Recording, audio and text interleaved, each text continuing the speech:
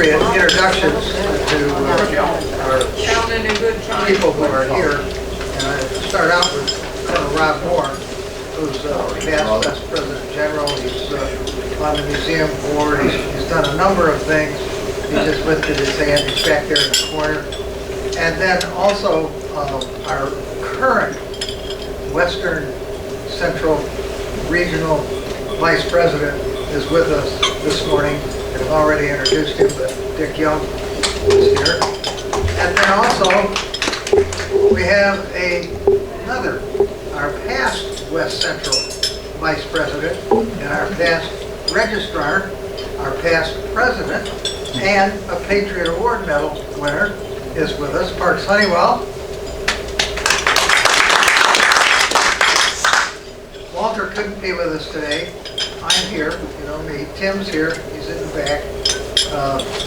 Bob Anderson is here, and this is Bob's last meeting with us until he comes back in the fall. He has a wedding, I believe, to go to up in New Jersey. Where he's from. So I just want to publicly thank Bob. He was a big help last year and actually setting up our programs for the first portion of this year. So Bob, thank you very much for all you've done.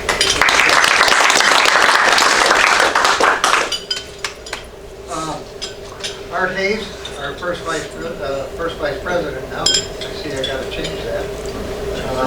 Warren Wilson, our secretary. Tom Hancher, our treasurer, who's also been replaced by Chip Chapin.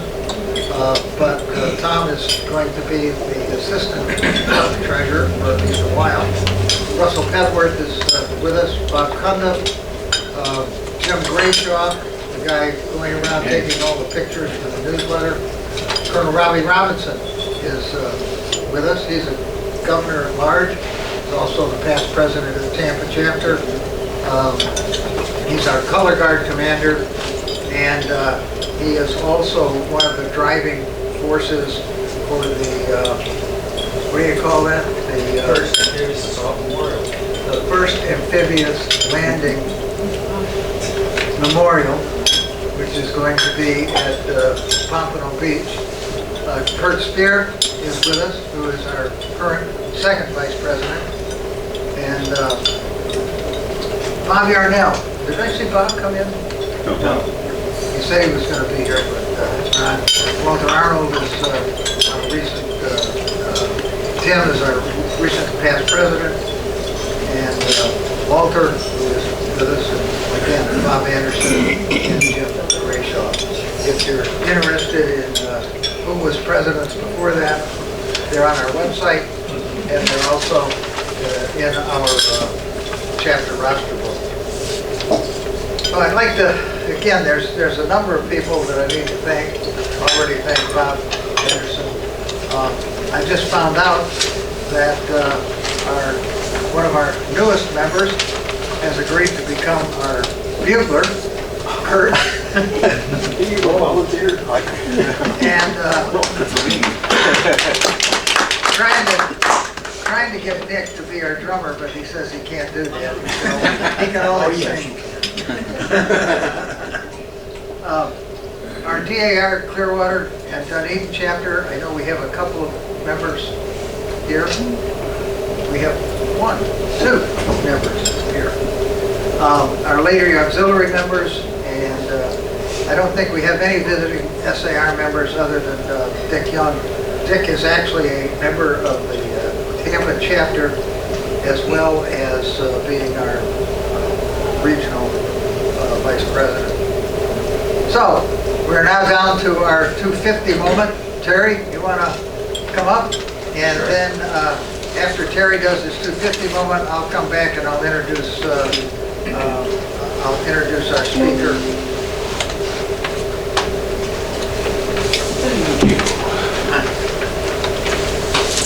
I'm going to try and stay out of the road so you can see. Everybody hear me okay, or do I need to use the mic? No, you're good. Good. Okay, let's dive right into this. There is a little known battle that took place on Lake Champlain in 1776. and it's my pleasure to tell you about that. It's on a little island called Valcour Island. And to start this off, we need a little background on Lake Champlain. Now, Lake Champlain is about 120 miles long. It separates New York from Vermont. And the northern end is up here on St. Jean-sur-Richelieu. I can't even say it now. That's about as far north as you could navigate out of Lake Champlain. After that, you started in 1776. You started getting into rapids and places where you could navigate anything other than a canoe. The southern end is down here in Whitehall. At that time, it was called Skenesborough, after a gentleman whose last name was Skeens. Who believed it? So, a couple of interesting things. The Richelieu River here flows into the St. Lawrence River. There's Montreal in Canada. Quebec is over there somewhere, the city of. And this is a navigable waterway, except in the wintertime, because it freezes. So a good thing to remember.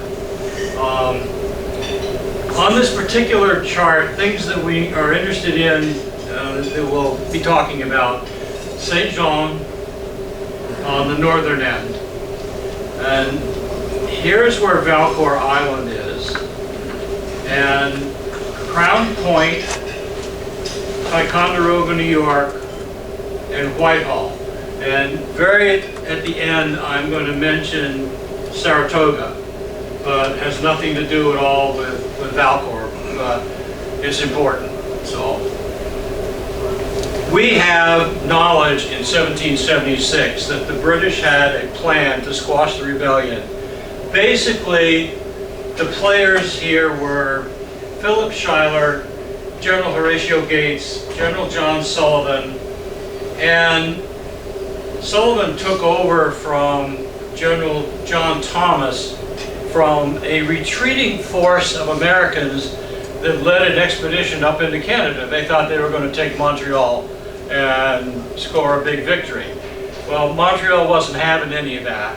So they got stuck outside the city of Montreal for the duration of the winter in 1775 into 1776. At which point the St. Lawrence started to thaw out and reinforcements could come in from Quebec. And that's all owned by the British at this point. So the Americans skedaddled. They had to, because they were just going to get smushed. And in the process, they learned a bunch of stuff. And one of the things that they learned about was because General Benedict Arnold had taken over from General John Thomas on the retreat, they knew a lot of stuff about what the British were thinking about doing. So basically, the four generals here are meeting in Crown Point, New York. Now, for those of you who know a little bit about American history at that point, you're going to wonder why Crown Point and Fort Ticonderoga weren't under the power of the British at the point. And I'm going to defer that question to our next speaker. This is a happy accident. Anyway, here's the British plan. General Sir Guy Carleton, whose headquarters, whoops, wrong one, sorry about that. His headquarters were up here in St. John. And his troops and the British in general controlled everything on the east side, everything on the south side, everything on the north side, but they did not control everything on the west, which means that the Americans had free transport back into the rest of the states. Hello, good afternoon. So the British plan was, we're going to go and slice New England off, right down the middle there. And Carleton is going to come down this way on the lake, and General William Howe is going to come up the Hudson River Valley, and they're going to meet and they're going to slice New England right off. And that's going to take care of the rebellion. That's the plan. Well, the American generals didn't like this plan. They knew about it because of the failed American invasion. They had spies, they had defectors, they had prisoners of war, so they knew all of the plans. So Arnold was given, on the 7th of August of 1776, he was given the mission to stop this from happening. So his plan was to build up the American fleet on Lake Champlain to counter the British fleet. He was going to do his shipbuilding in Skenesborough, which is now Whitehall. And he's putting together 16 shallow draft ships propelled by oars and sail. One of the interesting things about this is 15 of those had armaments and one did not. One was just a supply ship. So the plan is intercept the British fleet at Valcour Island. Now, why Valcour? Well, Valcour Island is about 2 miles long, north to south, and this is Valcour right here. The British have to come down the lake. They're about 40 some miles from St. John to here. And they have to come down this way. There's no other choice. They could go around that way except for that sandbar right there. It barely floats a canoe, much less anything else. So Arnold knew where they were coming from. The British were expecting Arnold to hide up here in Cumberland Bay, but he wasn't having any of that. So anyway, there's about 3/4 of a mile in this distance here between the end of Valcour and the mainland. So anything hiding in here in the bay would be totally invisible to ships coming down this way because the island height was between 100 and 180 feet. So it would totally mask any ships in there. The nasty thing about this is when the British were coming down this way, the wind was from the north. And that was typical for this time of year, so Arnold was kind of crossing his fingers. What that would mean is that the British ships would just kind of go flying by here and then have to tack back in order to attack. So anyway, it's about 48 miles from home port for Carlson. So I'm not going to go into details here, but just a little bit of this. Whoops, wrong button. 15 armed ships versus 25 armed ships. A total of 16 versus 53. Mostly they're row galleys. The biggest one was 72 foot long, 123 tons. But the British had 204 tons, 80 feet long. And this one was particularly painful because the Loyal Convert was actually a ship that the Americans had abandoned when they bailed out of Canada. And the British took it and renamed it the Loyal Convert. About 500 members for Arnold, about 700 for Carleton, but notice all 500 of these, almost no seafaring experience whatsoever. And the British were all professional seagoing. As far as armament is concerned, they were totally outgunned. Americans could throw about 600 pounds of iron at once if everything fired off at the same time. British was almost double that. So we're in trouble from that perspective. So let's take a look at this. This is Valcour Island's southern end, and the British are coming down this way, and Arnold's fleet is hiding in here. So heavy wind, as I mentioned, coming down from the north. So the British fleet sailing down this. They didn't see Arnold immediately. He sent a couple of boats out to take pot shots at him, and then they saw him. So they had to turn around and tack back. Meanwhile, Arnold had some free shots. It didn't last long. At the end of day one, Arnold had about 80 men killed, 2 ships sunk, the Royal Savage and the Philadelphia. The USS Philadelphia might ring a bell with you. It is the first ship sunk in that battle, and it exists now as a raised ship in the Smithsonian in Washington.